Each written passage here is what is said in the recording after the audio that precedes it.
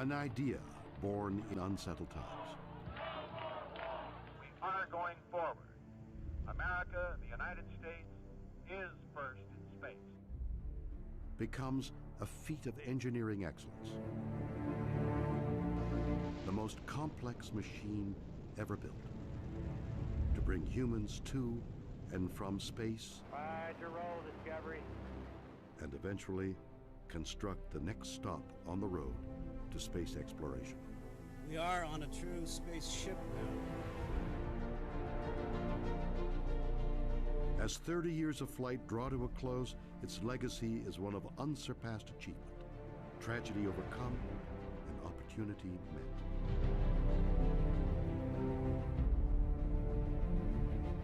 NASA's Space Shuttle. Space Shuttle Endeavour is rolling out to Launch Pad 39A at NASA's Kennedy Space Center in Florida. In 24 missions, flown over 20 years, Endeavour has logged more than 103 million miles in space. The last of NASA's shuttles to be built, Endeavour prepares for her final flight, STS-134. I marvel at when I see the space shuttle up close and personal, behind the panels where we have hardware, plumbing, black boxes, electronic devices, and that sort of thing. The workmanship that I see in this is astounding. And that points right at the people that do this. When you integrate all that together, it results in what I think has been a marvelous program with a space shuttle. Well before any shuttle reaches the launch pad, however, a staggering amount of work is required. The parts, plans, and people necessary to make each launch span the entire nation. One single goal is the focus: the safety of the orbiter and her crew. You've got all these people, all these folks that are in their 20s, some of them in their 30s, and they are, no kidding, in charge of some part of the space shuttle, some part of the space station, or some part of the plan. And every one of those people absolutely believes that they are the one that makes the difference on getting those astronauts back down to the ground alive.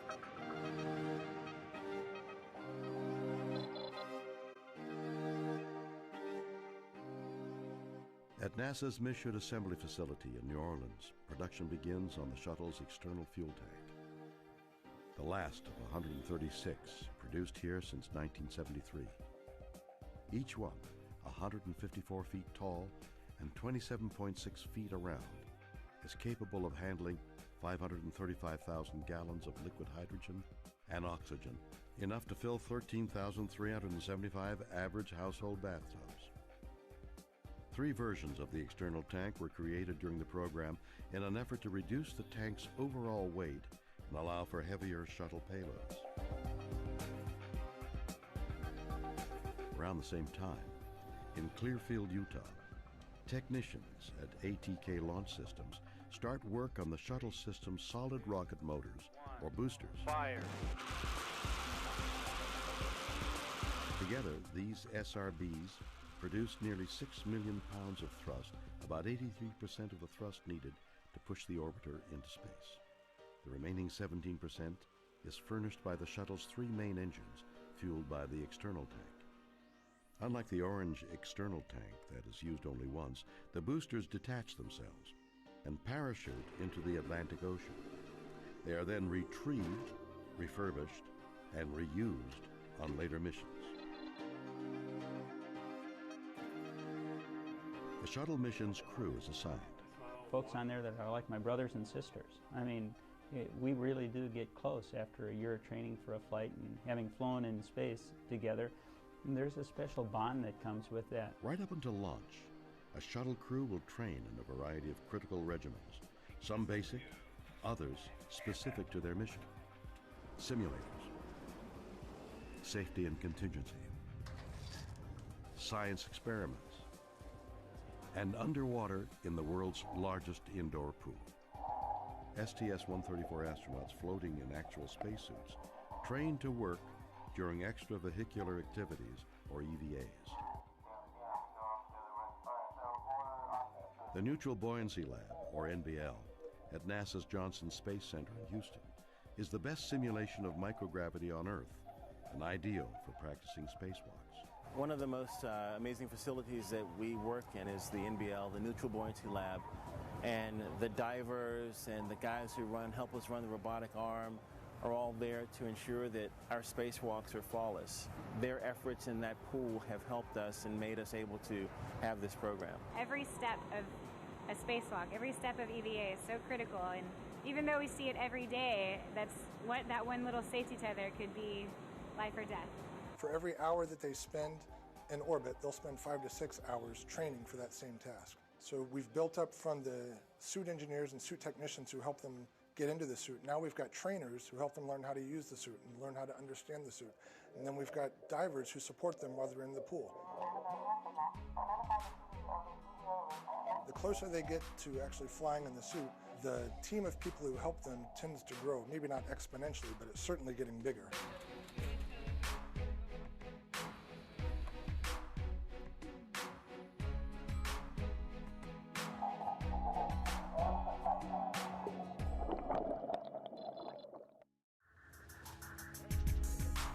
A 12-person crew has kept a week-long vigil, while the barge, carrying the ET, made the 900-mile trek from Louisiana to Florida's central east coast. The iconic orange external tank finally arrives at the Kennedy Space Center. 1 month later, the ET is mated to the solid rocket boosters to form the backbone of the stack. Now, all that's missing is the spacecraft itself. When an orbiter returns from a mission, processing for the next flight begins almost immediately. It's a task requiring no less than 650,000 hours of labor. This includes the removal of its 3 liquid fuel engines and their replacement by 3 from a previous mission.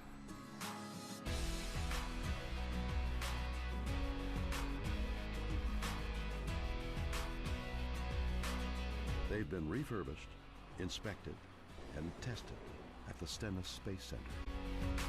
With most of its flight preparations complete, Endeavour is towed in what is called the rollover, a short roll over a quarter-mile distance on a 36-wheeled vehicle from the Orbiter Processing Facility, the OPF, to the VAB.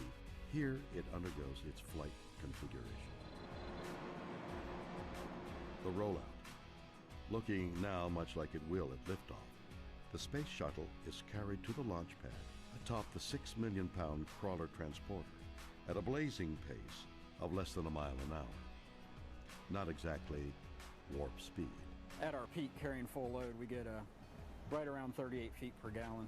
Not too bad for an original 1965 hybrid vehicle with low miles. The 3.4-mile journey takes up to 6 hours. Just enough time to appreciate the route's picturesque surroundings. Kennedy Space Center is situated on a national wildlife refuge.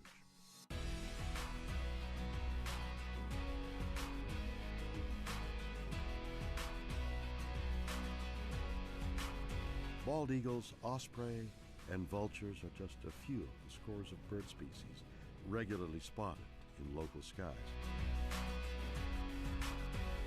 Both land and sea are home to a wide variety of creatures, including manatees, dolphins,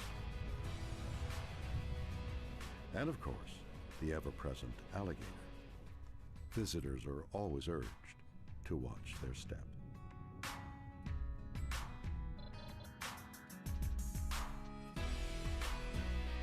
Now on the launch pad, the orbiter is ready to take on its main payload. Testing assures that the multi-ton cargo is secured and safely stowed in the payload bay before the technicians certify the orbiter is ready for launch. Flying T-38 aircraft from Ellington Field in Houston, the crew members arrive at Kennedy's shuttle landing facility. But finally the day comes when you're there and you're getting ready to launch.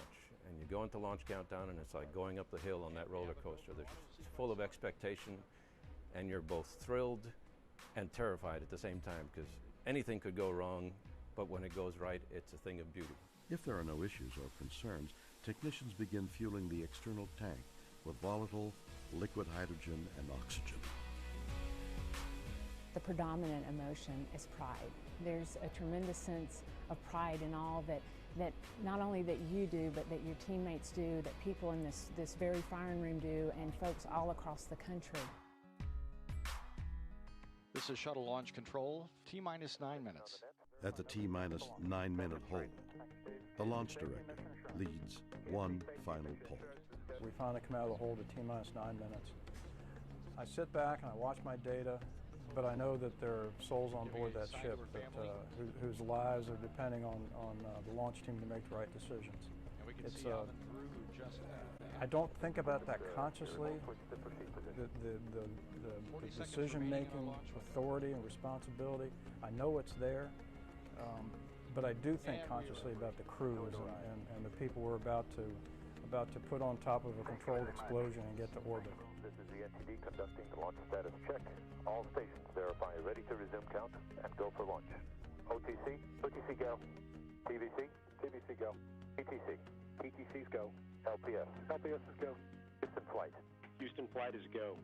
After nearly 3 years, hundreds of thousands of hours logged by engineers, technicians, scientists, seamstresses, electricians, and other program workers across the globe. We have main engine start. 2, 1. Booster ignition. The shuttle makes its way skyward.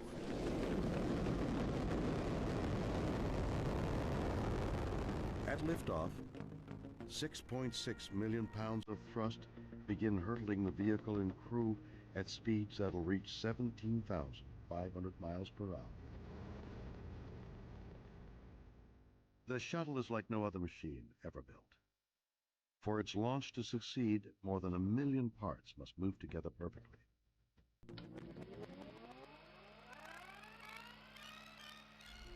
How this engineering marvel came to be is an amazing story that begins in the early 1970s. The Vietnam War is divisive and costly. The economy is sliding into recession. And with the race to the moon already won, the Apollo program is canceled. A new mission is sought for NASA to send humans into space. But Mars, for many the next logical step on the path of exploration, is dismissed as too costly, a destination for a country preoccupied with events back on Earth. Instead, on January 5th, 1972, another destination is selected, low Earth orbit. As early as the mid-1960s, NASA had concluded that the technology was available to build and fly a reusable spacecraft. President Nixon really liked the idea and told the NASA administrator, go do it. And the NASA administrator got a call from OMB the next morning, someone there, and said, hey, what the president really meant to say was, you're going to get this much money, and so do as best you can with the space transportation system. And our choice, logically, was, well, you have to have a vehicle first, and so that was the birth of the Space Shuttle as the first in the 3-part space transportation system. Many designs were considered. Often, they combined the best features of different concepts. At that time, they were looking at having jet engines on the shuttle for landing and for transporting it across the country. The idea of the lifting bodies was to bring astronauts home to conventional runway landing. Previously, all of our spacecraft, which were capsules, came down in the ocean. Someone came up with the idea of a vehicle that could land like an airplane. The key thing was to understand aerodynamic stability across the hypersonic, supersonic, subsonic, and landing speed type of environments that a single vehicle has to fly safely. That was the key thing that was learned from those, and you'll see it reflected in the shape of the Space Shuttle. One was the use of a lifting body, an aircraft with no conventional wings. Only its fuselage would keep the aircraft airborne and guide it safely back to Earth. They were known as the flying bathtubs. For the first test, the M2F1 was towed behind a car, a souped-up Pontiac. Whitey Whitesides drove that Pontiac across the lake bed at about 120 miles per hour, dragging this flying bathtub behind it. As well as groundbreaking, their tests could also prove ground shaking.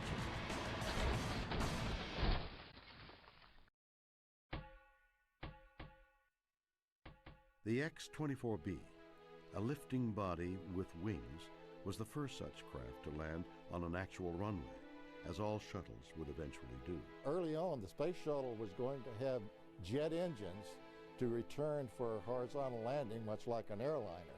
The X-15 had proven fairly specifically that they could make horizontal landings very accurately, unpowered, flying a steep glide slope, that they could do a horizontal, unpowered landing with the shuttle. As they tried to narrow its size, shape, and weight, engineers also considered how this new orbiter would be propelled safely out of the reach of Earth's gravity.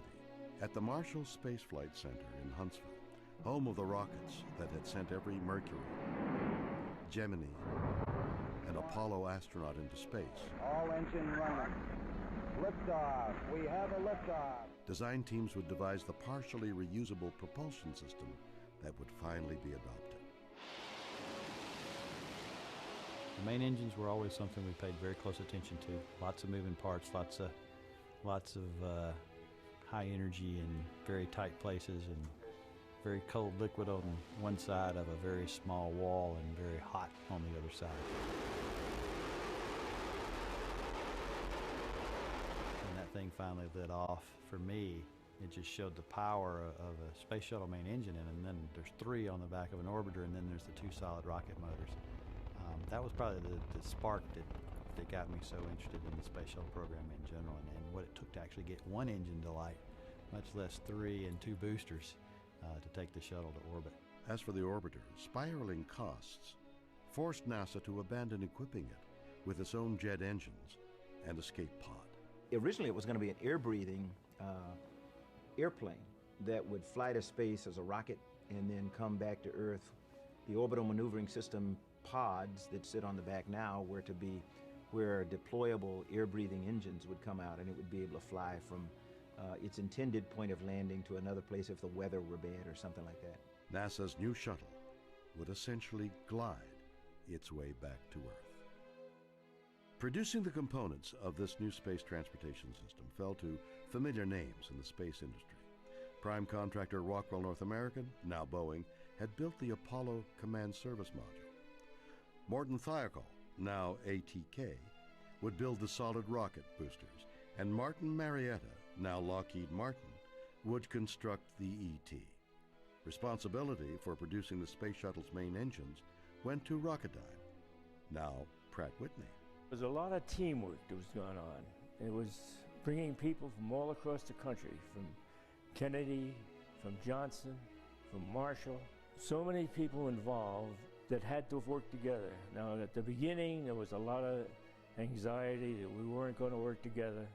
But when people got to know each other and could trust each other, that's when the work began. It was an amazing vehicle, and in a lot of ways way ahead of its time. To have a reusable spacecraft that could carry such tremendous amounts of cargo to space was unprecedented. September 1976, more than 4.5 years after President Nixon signed off on its development, America's new spacecraft, Constitution, gets its first close-up before the cameras. The orbiter itself was well received by the public, but impassioned fans of a particular long-canceled television series called Star Trek wanted it called something else. They staged a successful write-in campaign, and the orbiter was renamed for the Starship featured on the show. Thus, NASA's new shuttle would be the Enterprise, boldly going as no spacecraft had ever gone before.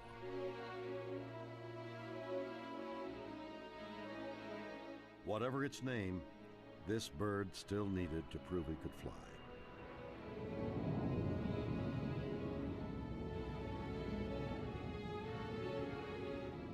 In an age before computer simulations, balsa wood models and wind tunnel testing was the only means to test the airliner-sized glider. We put together a very aggressive flight test profile that consisted of data points continuously all the way down. There was not a matter of 10 seconds went by without another either pitch doublet or rudder kick or an angle of attack sweep, the things that really turn on a test pilot to fly them as accurately as possible. August 12, 1977. On a crystal clear California morning, high above the Mojave Desert, two NASA test pilots ready for Enterprise's first flight. The plan was for Fred Hayes, Jr. and Gordon Fullerton to lift the orbiter off a modified 747, then land on a dry lake bed 15,000 feet below. The thing that we were most concerned about was if we were going to be able to get to a launch speed, if Fitz Fulton was going to be able to put the 747 into a slight dive so that we would have enough lift on the Enterprise to, when we did push the separation button, blow the bolts, to lift away from the airplane without hitting Fitz's tail. And of course, both of us were interested in that happening. The pilots on the 747, Fitz Fulton and Tom McMurtry, sit and wait for the command to release and steer their massive aircraft out from under Enterprise. There were still questions about, was it going to actually happen as we expected from those simulations and the analysis and everything. There's a very loud thump when the shuttle separates. There was always a question, was the shuttle going to slide back and hit the tail of the 747? But we couldn't see that, but we could, after a few seconds, we could tell it didn't hit us. And so the chase called clear. Once we reached the 240 knots and Fitz called on speed, I think he really pushed some of the sensors he was looking at in order to let us get to there, and we appreciated that. But once we heard Fitz say on speed, I pushed the separation button and we just broke free. We had about 1.5 Gs of lift. Honestly, that was probably the most exciting moment in the approach and landing test, to feel and be there when the shuttle separated from the 747. By all accounts, this first freefall test is a success. 5 weeks later, Enterprise is brought to 22,000 feet for her second freefall test. Pilots Joe Engel and Dick Truly have only 2 minutes to capture flight and maneuvering data before landing the aircraft again without any engines. It was a real team effort, and the challenge was for Dick Truly and I to fly that profile and fly those data points, those maneuvers, as precisely as possible to give them the best data possible. It was a test pilot's dream. A total of 16 taxi, captive, and drop tests confirmed the soundness of the craft's design and green-lighted production of the first space-worthy orbiter.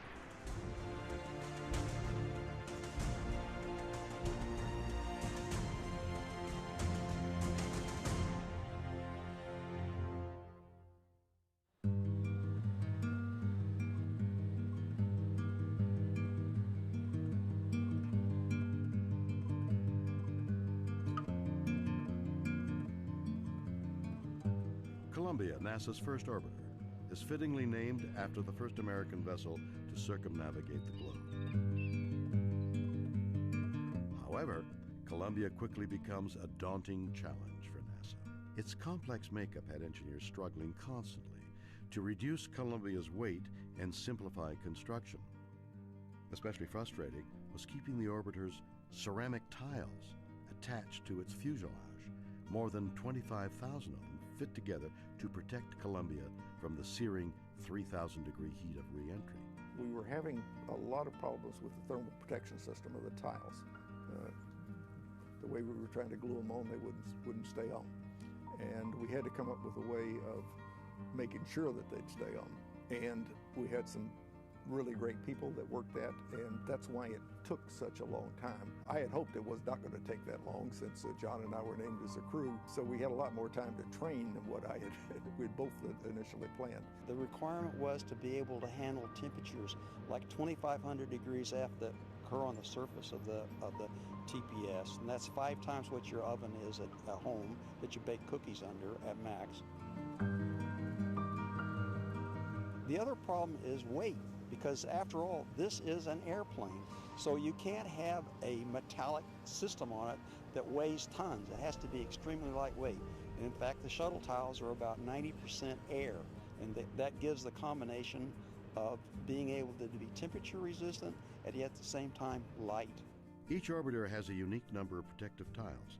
Challenger was built with the most, 31,088, while Atlantis has the fewest, a mere 24,177. Over in Palmdale, they had put on their first effort of putting the tiles on to protect the aluminum from the heating they were going to get on reentry. And some of those tiles, when they put them on in the daytime, next morning the tiles were on the hangar floor. And so that was real scary that we could lose some tiles while they were on orbit and really have a problem with the heat coming back on reentry. Columbia had a lot of tiles missing yet, needed quite a bit of work before we could deliver it to the Cape, and we scrounged throughout the city of Lancaster for RTV, which was the material we used to glue the tiles on with. More glue did keep the tiles in place.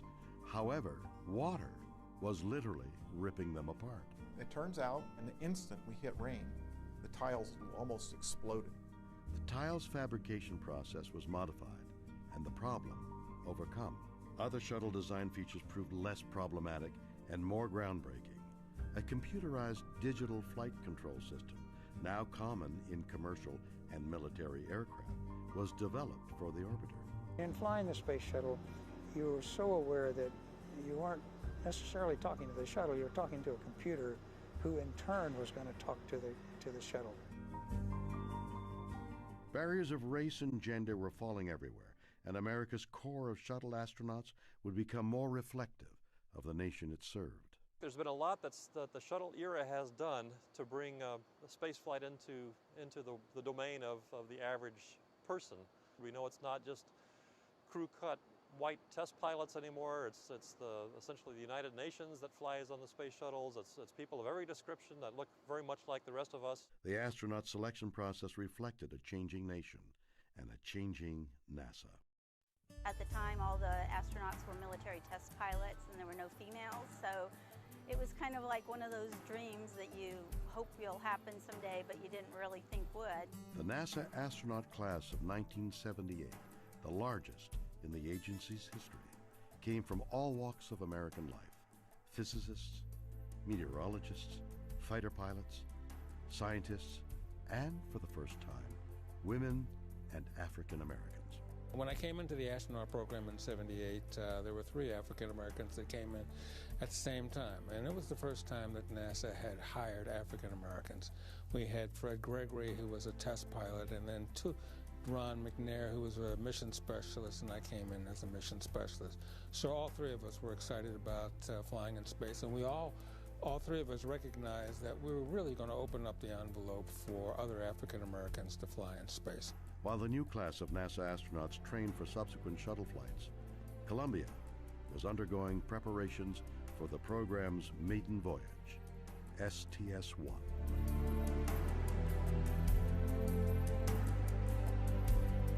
Veteran astronaut John Young, one of the 12 men to set foot on the moon, is in command. His pilot is first-time flyer Bob Crippen. To be sitting on board up there with my buddy John Young and get to experience the whole thing from ascent and being on orbit to flying re-entry, it was one of the high points of my career.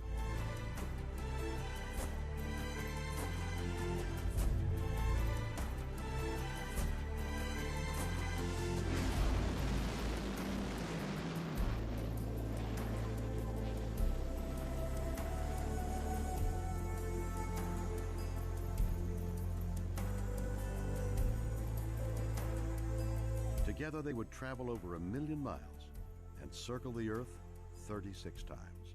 The launch finally occurred. We'd been waiting and postponing, and when it finally lifted off and we knew it was going and achieved orbit, we were all in anxious anticipation for what was going to happen next. Launched like a rocket 2 days earlier, Columbia lands as a glider on the dry lake bed of Edwards Air Force Base in California. Watching out the window, watching the sea and the clouds rush by, it actually gave a sense of speed, more so than when we were up in orbit, being much higher. I think they were all very relieved because there had been some concern because we had lost some tiles initially on the orbit, and they didn't know whether we'd lost any on the bottom or not.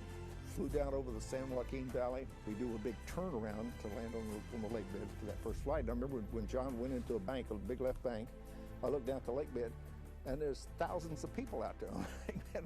John, look at all those folks, which had come out to see us land.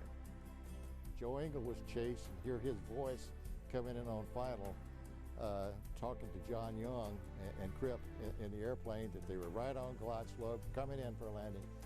And then have that landing, and then have John Young do his Young dance.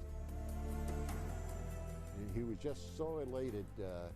It was such a magnificent flying machine to him at that time. The first time I really saw a real shuttle was Columbia, when it was out on the lake bed after the landing, and I'm walking around it. I couldn't believe they sent that big a mass up in the air. People really thought this was all impossible. So what we have done and shown and demonstrated through the shuttle program is we've shown that we can take the impossible and make it possible. Thousands of spectators line up along the landing strip to greet the shuttle and its two-man crew. Anyone who was associated with the program or there just to see the shuttle return, I think felt a lot of pride in our country and our space program. And so those emotions were, finally released, and you said, wow, the flight was done safely. They're back home. The shuttle really does work. It's a great program. It's got a great future ahead of it. Hey, this thing works, and we got it back all in one piece, which is what we wanted to do. While Columbia's return was spectacular, it would renew NASA engineers' worries about the shuttle's thermal protection system. During the post-landing inspection, 148 of the orbiter's tiles were found shattered, and 16 more were missing due to the effects of an overpressure wave. While that and other issues were addressed, the 50-ton Columbia would be placed atop the specially configured 747 and ferried back to Florida and processing for its next mission. It's a massive enterprise. It's over 8 stories tall, sitting on the ground, and you never get over that site. It's really awesome. After the shuttle lands, there's a processing procedure for the shuttle. Post-flighting it, checking the tires, checking the struts, get the correct measurements. And then when the shuttle is ready to mate with the 747, we would tow underneath, and then they would lower the space shuttle down on the supports on top of the aircraft. We would take off. On takeoffs from the extra-long runways of Edwards Air Force Base,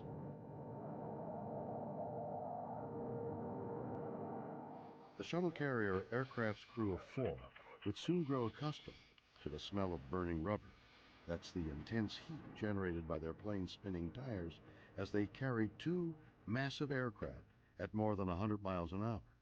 The average range of a 747 was about 5,000 miles, but due to its weight, configuration, and special flight requirements, the SCA can travel only 1,000 miles at a time.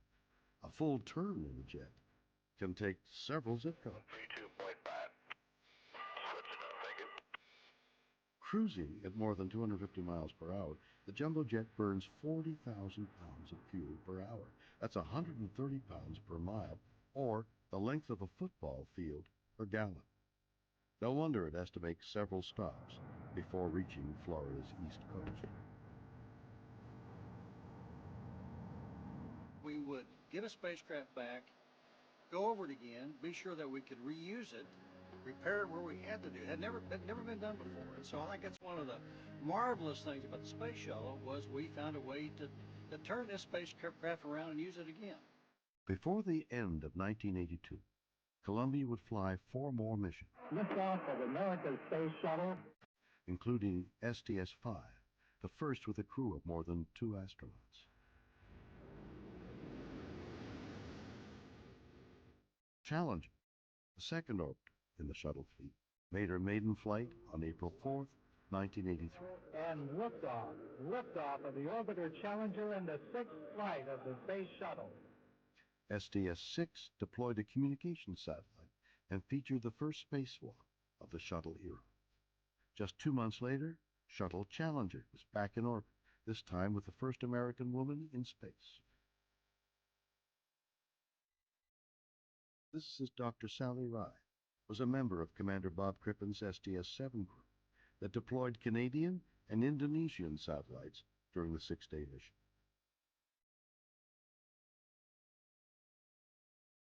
Challenger was ready for flight in less than 2 months, Melanesi first, shuttling the first African-American to space, and Air Force combat pilot Guy Bluford. For me, it was an exciting moment because it was something that I had been training for 15 to 16 months, and so I was looking forward to the experience of flying in space. We are in an era of brotherhood. Liftoff of mission 41D, the first flight of the orbiter Discovery. 1984 to 86, the newest orbiter Discovery would fly a record 6 missions. And liftoff. Liftoff of mission 51D and the 7-member crew of Discovery. Carrying into space satellites, international astronauts, even a U.S. senator and a congressman. 1 year after Discovery's debut, Atlantis flew her first mission. Liftoff of Atlantis. A new orbiter joins the shuttle fleet and it has cleared the tower. STS-51J. It was also one of 7 classified missions the Space Shuttle would fly for the Department of Defense. By the end of 1985, the Space Shuttle program had completed 23 missions, including 9 that year alone. Each successful flight had the unintended consequence of convincing some that spaceflight, once considered among humankind's most inherently dangerous endeavors, had become routine. That notion would soon be tragically dispelled. Well, I am so excited to be here. Amid much fanfare, Krista McAuliffe, an elementary school instructor from Concord, New Hampshire, had been chosen from among 11,000 applicants to be NASA's first teacher in space. I would like to humanize the space age by giving a perspective from a non-astronaut, because I think the students will look at that and say, this is an ordinary person.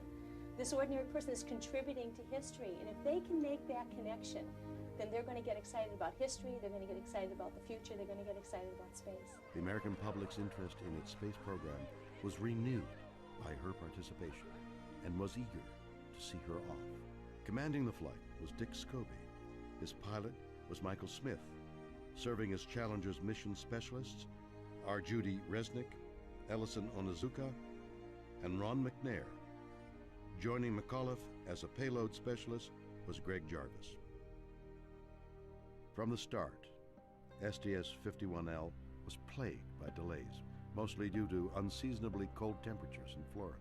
Rather than give pause for thought, the delays only tried the nation's patience. Everyone, it seemed, was itching to go. January 28th, the ground temperature at Launch Pad 39B was a frigid 36 degrees. Ice could be seen on the launch vehicle. Despite concerns voiced by some, shuttle managers reluctantly decided to press ahead for a late morning liftoff. 6. We have main engine start. 4, 3, 2, 1, and liftoff. Liftoff of the 25th Space Shuttle mission, and it has cleared the tower.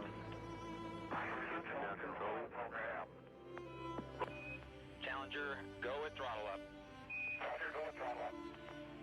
At 11:39 Eastern, twice the speed of sound, the Challenger's fuselage breaks apart from the inside out. America's space program suffers its first fatalities in flight. God, no. All 7 Challenger crew members perish. Okay, everybody, stay off the telephones. Make sure you maintain all your data. Start pulling it together. We come together today to mourn the loss of 7 brave Americans, to share the grief that we all feel, and perhaps in that sharing to find the strength to bear our sorrow and the courage to look for the seeds of hope. The investigation, headed by former Secretary of State William Rogers, would fault a solid rocket booster O-ring, rendered defective by the bitter cold. But the Commission's findings also addressed the human factor, the role played by shuttle program managers in sending Challenger aloft that day. The shuttle program came to a halt It took more than 2.5 years of arduous engineering analysis and painful soul searching before a retooled and reborn shuttle would return to flight. Challenger was tough because it not only represented a breakdown in communications, but it represented everything that's wrong or wrong about an agency like we are, where segments of the agency weren't talking to each other and didn't know everything that we should know. We thought we knew where all the risks were and had them pretty well contained. The solid rocket boosters that caused the accident, obviously there was something that had slipped through. So we went back throughout the complete vehicle, all the systems, and did a complete review and trying to find any other things that we may have missed that may be lurking there. When things are really starting to look smooth and you're starting to get maybe overconfident in a way, then it's time for you to step back, think about what you're doing, go back and look, do some additional testing, and see if there's something that you really hadn't anticipated that is going on with your systems. During a lot of that time, we got a lot of criticism that maybe the agency had lost its edge. There were folks inside the agency that started losing their confidence, thinking maybe we can't do this anymore. 2.5 years later, when we flew and then landed that flight, it showed that no, we really can overcome really, really large problems, really tough technical problems today, just like we could 10 years ago, 20 years ago, or 50 years ago. That was an important milestone. And liftoff. Americans return to space as Discovery clears the tower. On September 29, 1988, 975 days after the loss of Challenger and her crew, the orbiter Discovery returned 6 veteran astronauts to space to deploy a tracking and data relay satellite important to a number of NASA missions. STS-26 proved a comeback milestone for the Space Shuttle and initiated a tradition that survives with the program today. During the flight, we had roses show up in the Mission Control Center. 6 roses, 5 red, 1 white. And there was a card attached to it, and it simply said, "Congratulations, return to flight, we wish you well." And it was signed Mark, Terry, and Mackenzie Shelton. Didn't know who they were, but after the flight, we through the Foro company, we tracked them down so we could send them some pictures and something to thank them for sending the roses to Mission Control. So the next flight, roses show up again. And again, it's 5 roses for the members of the crew and 1 rose for those who have lost their lives in this endeavor. And so this family, they have become part of our family, and they haven't missed a flight since. Every flight since that time and to date, and I suspect they're going to go right with us to the end of the shuttle program. STS-26 ended on October 3, 1988, at Edwards Air Force Base, California. Standing by for nose gear and touchdown. With Discovery's safe landing on runway 17, the triumphant crew was greeted warmly by Vice President George Bush on behalf of a proud and grateful nation. There's something special about a return to flight that makes you have some trepidation because it's still fresh in your mind that you're frail and you can make mistakes and you're human. In the spring of 1990, the $1.5 billion Hubble Space Telescope was loaded into Space Shuttle Discovery's payload bay, and on April 24th was sent aloft to be deployed to Earth orbit on STS-31. Capcom, we have a go for release. Discovery, go for Hubble release. Okay, we have a go for release. As envisioned, Hubble would return never-before-seen images detailing our universe as it was millions upon millions of years before. Soon it would become clear that Hubble pictures were not. Several days later, if not a couple of weeks, we found out after we were back on Earth that it had a problem with its vision. And most of us were just devastated, that here we had this marvelous instrument that we had put on orbit and it was going to be useless. It turned out that it wasn't useless at all because even with its flaw, it was still a much better telescope than anything that we had, on Earth. A shuttle mission dedicated to the telescope's repair was planned. In essence, Hubble's nearsightedness would be corrected with a new pair of glasses. Liftoff of the Space Shuttle Endeavour on an ambitious mission to service the Hubble Space Telescope. We finally flew STS-61, which was the first Hubble servicing mission. Absolutely incredible mission. Clearly we have a dynamic situation. You cannot take the 84-inch mirror out of the telescope. It's part of structure, too big, it's there. So by putting in one box called CoStar, we're able to correct the aberrated light for 5 other instruments. Of all the space shuttle missions we've flown, it was without a doubt the most ambitious flight, but the one that I think demonstrated NASA's can-do attitude, its technological skill, its technical capability, and the spirit of its people. 2 teams of astronauts made a record 5 back-to-back spacewalks to refurbish Hubble and realize her potential to awe and astound.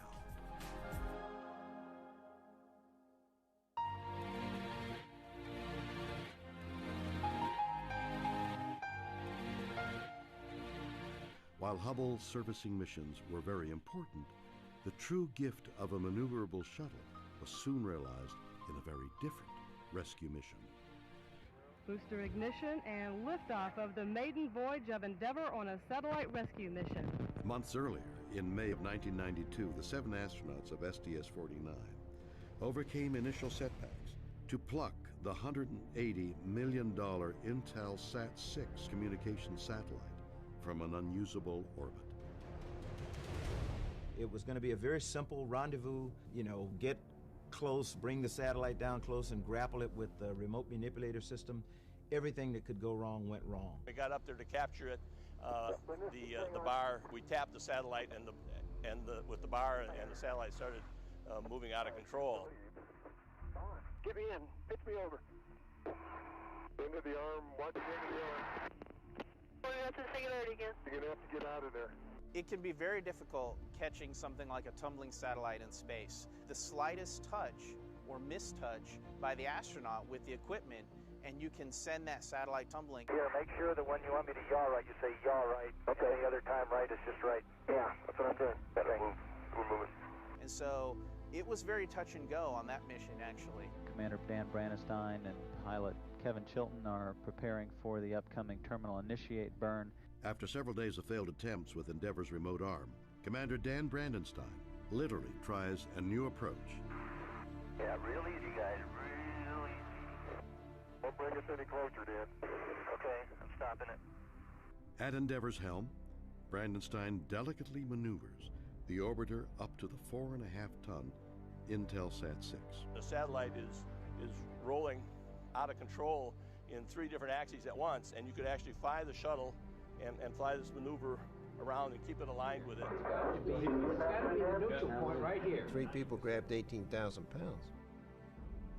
Aware that any miscue could endanger not only the satellite but also the ride home, spacewalkers Pierre Thuot, Tom Akers, and Rick Heeb reach out and secure the satellite by hand. Okay. Wait. Let's do it. Got it. Easy. Give it some time. Give it time. All got a good grip? Yes, sir. Houston, I think we got a satellite. Yeah, nice job, guys. Intelsat-6 is released from the cargo bay with a new mini-rocket motor for a gentle push to its proper orbit, where it remains today, fully functional. And as the shuttle program matured, so it seemed did relationships between the world's spacefaring nations. On STS-47, the 50th Space Shuttle mission saw the orbiter Endeavour back in space on September 12, 1992. The mission was a cooperative space lab venture between Japan and the United States that brought the first Japanese astronaut into orbit as a member of the 7-person shuttle crew. The Space Shuttle has launched people from different nations around this world that used to feel they could never, ever work together. And it has ushered us from the Cold War to this really cooperative space program that we have with our international partners, including the former Soviet Union. Regardless of what language you speak and love space, and that's pretty cool. We have a lot in common with engineers and scientists around the world, and that's kind of fun to work in a program like this. On February 3rd, 1995, Eileen Collins, the first woman to pilot a shuttle, was at the helm as Discovery gave the U.S. its first up-close look at the Mir space station. Collins flew the shuttle through a series of intricate maneuvers, approaching within 37 feet of the Russian spacecraft, and later performing a fly-around by hand. And liftoff of the Space Shuttle Atlantis on a mission that will herald a new day of international cooperation in space. 4 months later, on June 27, 1995, Shuttle Atlantis would lift off from the Kennedy Space Center to begin STS-71, the U.S. space program's 100th human space mission. It would take 2 more days before Atlantis caught up with and performed the first shuttle docking with the Mir space station. Houston, Atlantis, we have captured. Orbiting 220 miles above the Earth, a most unique and historic celebration took place. As the Mir space station welcomed its first American guests, cosmonauts and astronauts together broke figurative bread, tortillas and fruit to be exact, in a renewed spirit of cooperation. Together, Shuttle and Mir formed the largest flying spacecraft the world had yet to see. It tipped the scales at 250 metric tons, more than 500,000 pounds. Between 1994 and 98, the Shuttle Mir program would involve 11 shuttle missions, including in 1996 STS-76, which began a continuous U.S. presence aboard the Russian space station with a visit by Atlantis. Barely fluent in Russian, astronaut Shannon Lucid, a biochemist, embarked upon a mission that would dramatically enhance our understanding of life in space. When she finally landed at Edwards Air Force Base on Shuttle Atlantis, she held the female space endurance record for spending 188 days in orbit. A hero's welcome was in store. I'm here to say welcome home to Shannon Lucid. By the time Shuttle Mir ended with STS-91, 7 American astronauts had completed extended stays aboard the Russian space station. Tatiana Mativa, who I became very good friends with, and I remember us sitting in Red Square having dinner together with a full moon, and remembering when I was a child all those parades, those May Day parades with the tanks going by, and here we were sitting there having a nice dinner under the full moon and with a lot of friendship. So it just goes to show how space can unite people, and that's I think one of the biggest benefits. 8 cosmonauts had flown to Mir on the U.S. shuttle, and NASA astronaut Norm Thagard had become the first American to fly there or anywhere aboard a Soyuz spacecraft.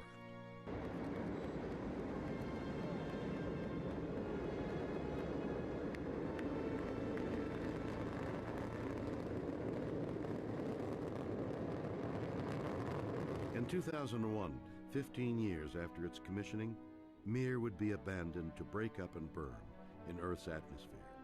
By then, the process of building upon Mir's legacy of international cooperation in space had already begun. Whereas STS-61 had helped establish the Hubble Space Telescope as an icon of American ingenuity, STS-95 would update the hero's credentials of one John Glenn. On October 29, 1998, almost 37 years after becoming the first American to orbit the Earth as an original Mercury 7 astronaut, Glenn, now a 77-year-old former U.S. Senator, made his return to space. In contrast to his first flight, a 3-orbit, 4.5-hour foray inside the snug Friendship 7 capsule, liftoff of Discovery with a crew of 6 astronaut heroes and 1 American legend. STS-95 would take 8 days and circle the Earth 134 times. My main reason for being on that shuttle flight was to do research on aging. I was 77, we went up, and NASA has charted some 52 different changes that occur in the human body when you go into space for a period of time. And several of those are very similar to what happens to the natural process of aging right here on Earth. Body's immune system changes. You get less resistant to disease and infection.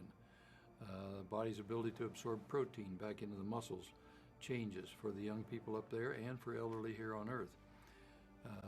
The objective was to take those things that are the same and see if we couldn't find any differences between my experience up there and the younger people I would fly with the idea of finding in the human body what turns these different systems on and off. If we could do that, we might be able to make it possible for people to stay in space longer without harmful effects, and maybe cut out some of the frailties of old age right here on Earth. I really was happy to be assigned to that flight. In an interesting twist of fate, astronaut Glenn not only inspired both the young and old around the globe, but also a fresh political science and economics graduate, Lori Garver, the 18th Deputy Administrator of NASA. Having the ability at NASA to fly him again in space after his first flight was something we, I think, gave the nation, and it really helped explain what we were doing on the Space Shuttle. John Glenn was very, very focused on doing those experiments for both, I think, the older generation, but he was also an inspiration to people growing up. Discovery carried a variety of payloads and research experiments. Arguably, the one most valuable was Glenn himself. Not only did he provide first-time data on what spaceflight might do to the body of a septuagenarian, Glenn also renewed the interest of the nation and the world in America's Space Shuttle program.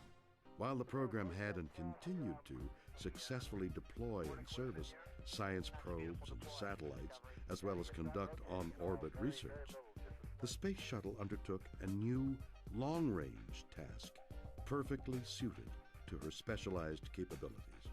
You've got a spacecraft that can carry at least 7 people into orbit, and with those 7 people, you can do a huge amount of work. One mission, you can do multiple EVAs, you've got multiple crew members, you've got a huge payload, just all kinds of capabilities to be able to construct and build bigger things in orbit. Less than 2 weeks after Glenn's return to Earth, a Russian Proton rocket departs the Baikonur Cosmodrome in Kazakhstan, carrying the Zarya module, the first component of the new International Space Station. Liftoff of the Proton rocket and the Zarya control module. The International Space Station is underway. 2 weeks after that, Space Shuttle Endeavour follows up with delivery of America's Unity module, the second piece of this largest space station puzzle ever to be constructed. Houston Endeavour, we have capture of Zarya.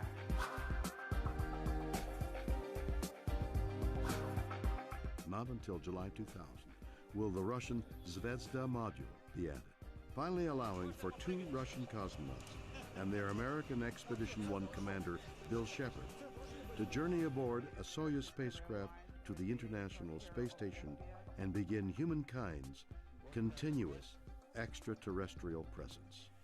Across the world, people are very, very interested in and delighted by the International Space Station and the science that has taken place there. Since only an orbiter's payload bay could hold the station's largest components, the multi-year, multi-mission building, outfitting, and servicing of the ISS with cargo and crew would become primarily a job for the shuttle. Amid these dynamic station-building missions, one seemingly simple and relatively uncomplicated flight would prove problematic and threaten the very future of America's human spaceflight program.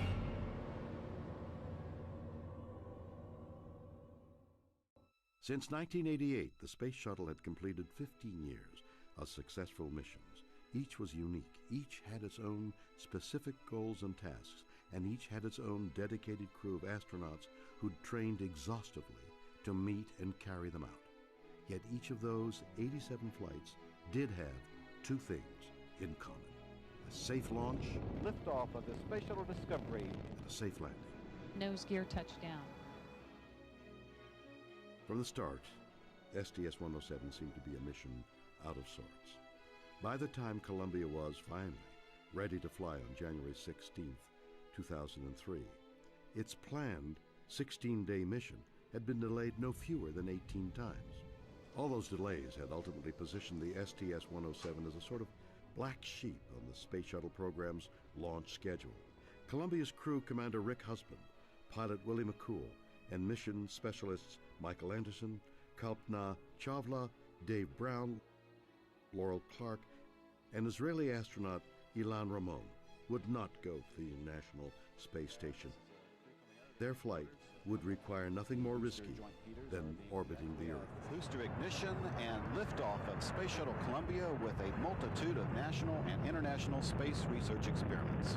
82 seconds after launch, what was later described as a suitcase-sized chunk of frozen foam insulation breaks off Columbia's external tank and strikes the leading edge of the orbiter's left wing. Roger, roll, Columbia. A routine same-day video review of the launch would reveal nothing unusual. However, higher resolution tracking camera film processed overnight and reviewed on flight day 2 by the mission's ascent team showed otherwise. You saw this little thing float toward the leading edge of the wing and like, it was like a snowball hitting something and then just being pulverized. But when you saw it hit, we just winced, because we knew, the vehicle's going 500 miles an hour or better. It was inconceivable in hindsight that you could have that kind of impact at the speed that the vehicle was going and assume that there was no damage. And that's what we allowed ourselves to feel comfortable that we were right and we were dead wrong. Due to limitations in the visual clarity, the exact point of impact and extent of any damage could not be determined. If the foam strike had compromised Columbia's integrity, little, if anything, could be done to repair the orbiter in space.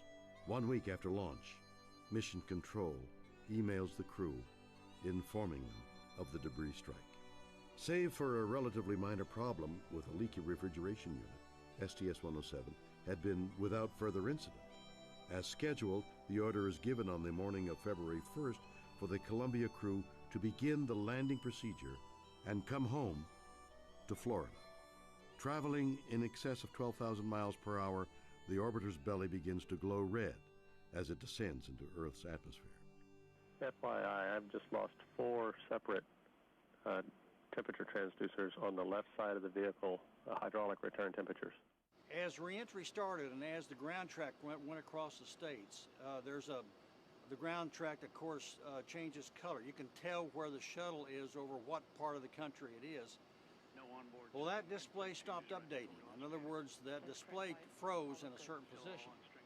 Well, sometimes you have loss of data, you have some problem with the system on the ground where you'll have those kind of outages temporarily. Well, this lasted a bit longer. Then the call went up to the crew. A call went up and no response. Well, I don't know, I just began to feel uneasy. Columbia, Houston, UHF comm check.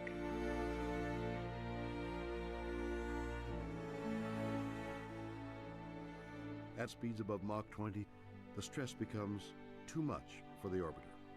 We do not have any valid data at this time. The suitcase-sized chunk of foam had indeed punched a bowling ball-sized hole in the leading edge of Columbia's left wing. Within seconds, internal temperatures spike, signaling the cascade of structural disintegration. Only 16 minutes from home, Space Shuttle Columbia breaks apart in the skies over East Texas. All 7 crew members are lost. GC flight. Flight GC, lock the doors. Copy. And at that moment, I knew we lost him.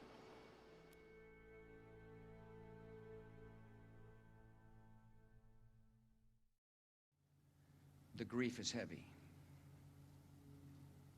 Our nation shares in your sorrow and in your pride. And today we remember not only one moment of tragedy, but 7 lives of great purpose and achievement.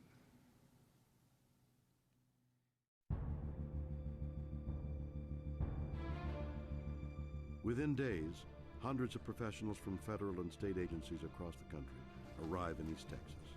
They are joined by local volunteers to help NASA recover and catalog debris from Columbia in the hopes of, literally, piecing together an answer to the accident's cause. This is one of the many obstacles investigators are up against. It was really heartwarming and very emotional for me to see all of these people from around the country come in to the piney woods of East Texas and spend days and weeks there marching out through the woods looking for bits and pieces of the orbiter and so forth. If anybody ever wonders about the strength of the backbone of this country, then they ought to have the privilege, like I do, to meet these people who have come here to do this. It shows you the fabric of what this country is made of. Determined to return to flight, stronger and safer, the grounded shuttle program had taken a fresh look at itself. During my watch, we lost the Columbia crew, and clearly as a flight director back in Challenger, we lost that crew. I think about those every day. Every day I come to work. I need to be very vigilant. I need to pay attention, and I need the people that work for us in this business to pay attention to what they're doing, because this is hard stuff that we do. It's very dangerous. We have not figured out a way to do a beam me up Scotty. Right now it takes a lot of hydrocarbons moving at very high speeds through fuel pumps at very high temperatures, high pressures to get into space, and it takes a tremendous amount of effort to get out of space back in the atmosphere and get home. I was sent out to David Brown's parents' home. I'll never forget this moment when Judge Brown looked at me and said, "Leland, my son is gone. There is nothing you can do to bring him back. But the biggest tragedy would be if you don't continue to fly and carry on his legacy." Each of the remaining 3 orbiters was pulled apart and refurbished. New capabilities were devised for the crew and mission controllers to assess and repair damage while on orbit. Processes and procedures were also re-examined and reinvigorated. Crew safety would never again be taken for granted. Nearly 2.5 years would pass before the nation would see another orbiter poised for launch from the Kennedy Space Center. By the time that we fly the flight, it's something that it feels like we have flown many times. So if things don't go well, it becomes very, very natural for us to know at certain points during the mission, if this doesn't go well or if this significant system breaks or we have this type of emergency, what's the most important thing we need to do now, because we've been rehearsing it. And it makes it look really easy. You don't really get the full effect of how much real preparation, how much real studying went into making it look that easy. Of all the changes accompanying the shuttle's return to flight, none was more significant than the one announced in early 2004 at NASA headquarters by President Bush. Our first goal is to complete the International Space Station by 2010. We will finish what we have started. We will meet our obligations to our 15 international partners on this project. The shuttle's chief purpose over the next several years will be to help finish assembly of the International Space Station.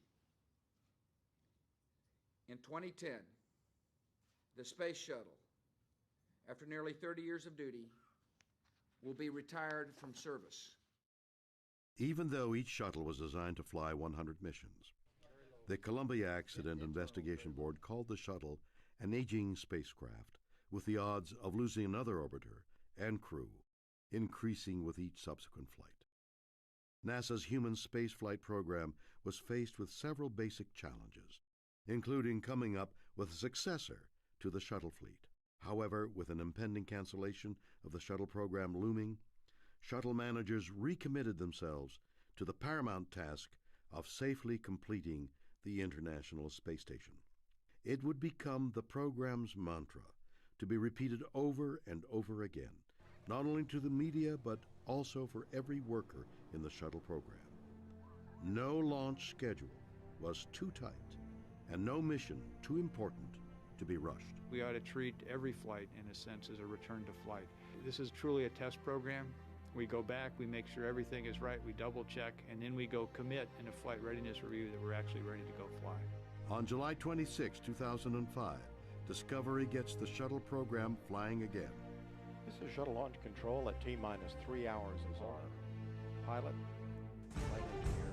We're now into the suit-up room.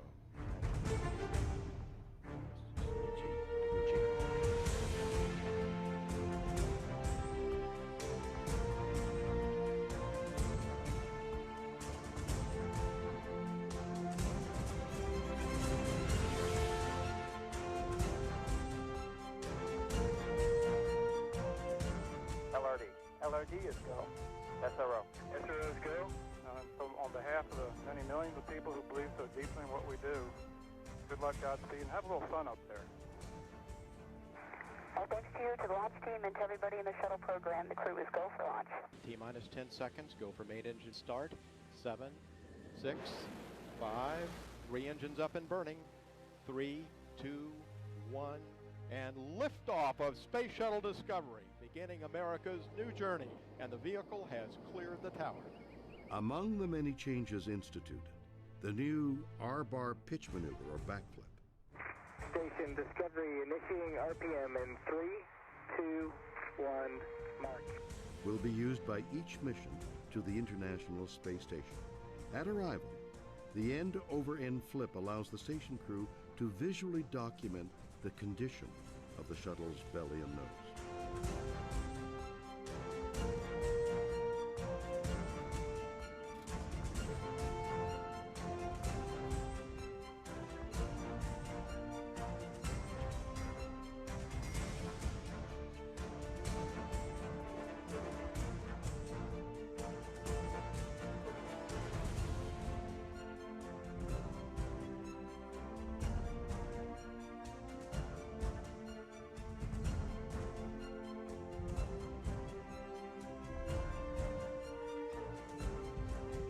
Discovery and the STS-114 crew safely began the final phase of the shuttle program's historic journey with a smooth, pre-dawn landing on August 9th, 2005 at the Edwards Air Force Base, California.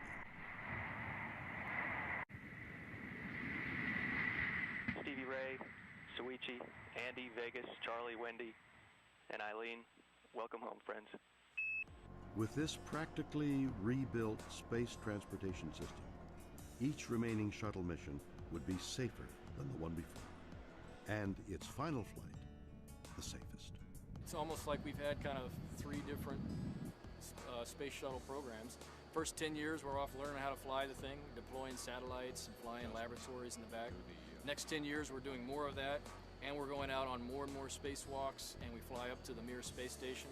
And in the last 10 years, we use it to build about a 1 million-pound space station in orbit, which wouldn't have been possible without shuttle. It's a heck of a machine. When you look at the Hubble Space Telescope, that would not have been possible without shuttle, and you look at the International Space Station, which certainly would not have been possible without shuttle.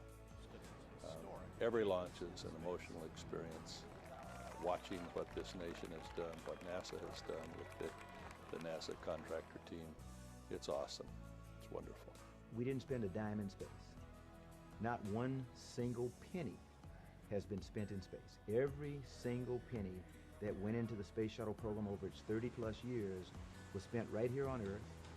One, creating jobs, growing our economy, creating technological development of which we never dreamed, advancing science and technology, even advancing the field of aeronautics. It just impresses me what people can do. What people can do. It's a big machine. It's a nice machine. It's a fantastic engineering marvel, in my opinion, the whole space shuttle. But what's the real marvel is the people behind it that make it go. Having a space shuttle enabled us to be able to complete our science and do some really great things to advance the area of metallurgy. Without the space shuttle, an experiment like this one could not have been conducted. The shuttle is very important for us to learn and be able to conduct long-period experiments. Out of the 50 states, 48 of them have vendors that provide parts or equipment to the space shuttle program. So it's a vast cross-section of America that makes the American space program what it is. Change is inevitable. As much as people don't like change, it's the only thing that's constant in our lives. And we have to change, we have to transition from shuttle to a new future, which we're going to define, which can be even better. A future that allows us to explore beyond our home planet, to seek our destiny, to learn what we couldn't possibly learn if we were stuck in low Earth orbit. And since its return to flight, the shuttle program has been almost singularly focused on completing construction of the space station. I think back of all the challenges and all the things that had to work right, You know, a lot of these interfaces never came together before. All the shuttle flights, the 20-plus shuttle flights that went into assembly, all the Soyuz flights, the Progress flights. To see this station come together in assembly is a true testimony to the international partnership. This is probably the most amazing research facility ever constructed in space, and it's constructed internationally, and it operates every day, 24 hours a day, doing world-class research internationally, and there is no more amazing facility than what we have in orbit. Through and possibly beyond 2020, the ISS will serve as the world's first full-time research laboratory in microgravity. Among zero-G experiments already conducted aboard the station, several have led to promising breakthroughs in the research and treatment of cancer. Many other on-orbit science findings have the potential to significantly improve the quality of life back on Earth. In May 2009, Atlantis and its STS-125 crew took to space not to visit the ISS, but to return to the Hubble Space Telescope for its final servicing mission. On 5 spacewalks, Atlantis astronauts repaired and upgraded the Hubble telescope to significantly improve its capacity to explore the depths of the universe until at least 2014. I think of all the fingerprints that are all over this thing. It's a phenomenal piece of machinery. It's a phenomenal airplane. And it really is an engineering marvel. The Space Shuttle will go down in history as one of the great flying machines that America has produced. The Space Shuttle, you know, at this time was a vehicle for bringing people together from all around the planet and having us work in harmony for the betterment of humankind. We may not have understood when we first built it what all we'd be able to accomplish with it. And after many years, we've realized just how useful it has been. It's been a learning experience on how to operate and live in space. What can you say about the Space Shuttle? It has changed everything. Well, the shuttle, from my perspective, is one of the great things that this nation has done. It was a lot of pride. Like I said, it's inspiring to come to work every single day to work on this program. I'd go tomorrow if I had the opportunity. Liftoff of the Challenger of Columbia. Discovery, the shuttle has been landed. For more than 30 years, the fleet and thousands of Americans dedicated to its safety and success have toiled in exhilarating triumph, heartbreaking tragedy, and most often, quiet obscurity. Their contributions have extended beyond the bounds of space. Among others, shuttle-derived technologies have been used in developing an artificial heart and limbs, three-dimensional biotechnology, a light for treating tumors in children, and improving crime prevention and wildfire detection. From crawler driver to payload specialist, from scuba diver to pilot, from scientist to engineer, they and many like them throughout the nation share a commitment to sending humankind safely into space. That dedication, as much as any other acclaim, will be the legacy of America's Space Shuttle. I think will be remembered in thousands of years, you know, as perhaps the most incredible technological feat of humans of our time. As is the order of life, an ending for the Space Shuttle becomes a beginning for a space-bound successor. Soon, America will again send astronauts into orbit and beyond to do what NASA does best: explore.